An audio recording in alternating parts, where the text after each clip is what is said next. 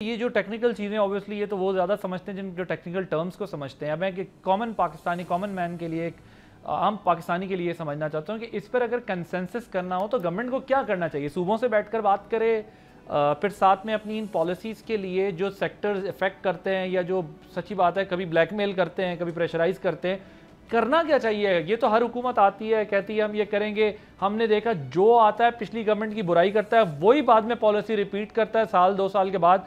MNST schemes के सहारों पे फिर जो है वो अपने दिन गुजारने पड़ते हैं, उसके बावजूद टारगेट्स अचीव नहीं होते और ना लोग मार्क हो पाते। करना क्या चाहिए आपके ख्याल में? आम बंदे को ज़रा समझाएं आम लफ्ज़ों में कि क्या करें ताकि ये उन मसाइल से हम निकलें। तो खोल के दुनिया को, पाकिस्तान के लोगों को बताएं कि पाकिस्तान के जो मसाइल हैं उनका हल कहाँ पे पड़ा हुआ है। उनका हल चारों सूबों के साथ ये देख कर चलने में पड़ा हुआ है कि एनएफसी का रिव्यू होना है, बट शॉर्ट ऑफ दैट क्या काम होने वाले हैं दुनिया को बताएं। 1000 अरब का पीएसडीपी है डेवलपमेंट बजट इस वक्त वफाक का।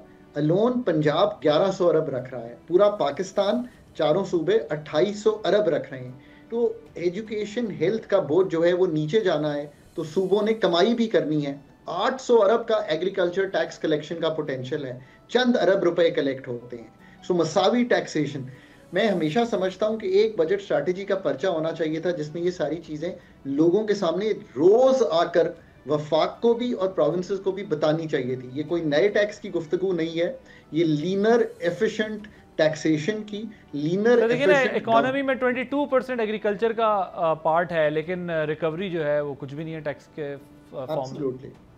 एब्सोल्युटली, बिल्कुल सही बात कह रहे हैं आप लोगों को आकर बताएं कि इसका मतलब ये नहीं है कि आपकी इनकम नहीं है। तो अगर आपकी 6 लाख रुपए से ऊपर एग्रीकल्चर की इनकम है, जो बेशतर लोगों की है, तो उस पर टैक्स आदिल भी दे रहा है, खाकान भी दे रहा है, बाकियों को भी देना है। लॉ ऑफ द लैंड, हमने प्रोविंसेस को एग्रीकल्चर इनकम टैक्स इसलिए तो नहीं दिया हुआ कि कोई कलेक्शन ना करें।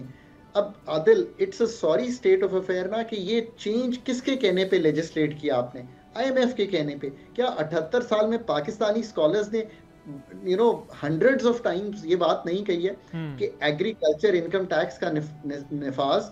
टेबल पर बैठकर मैंने कई दफा ये कहा है कि वफाक के पास capital gains tax on property है।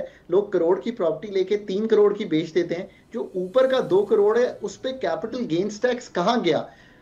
वेल्थ टैक्स जब खत्म किया था तो उसका मतलब ये था कि inheritance tax, capital gains tax, death tax, इन चीजों के बारे में आपको सोचना है।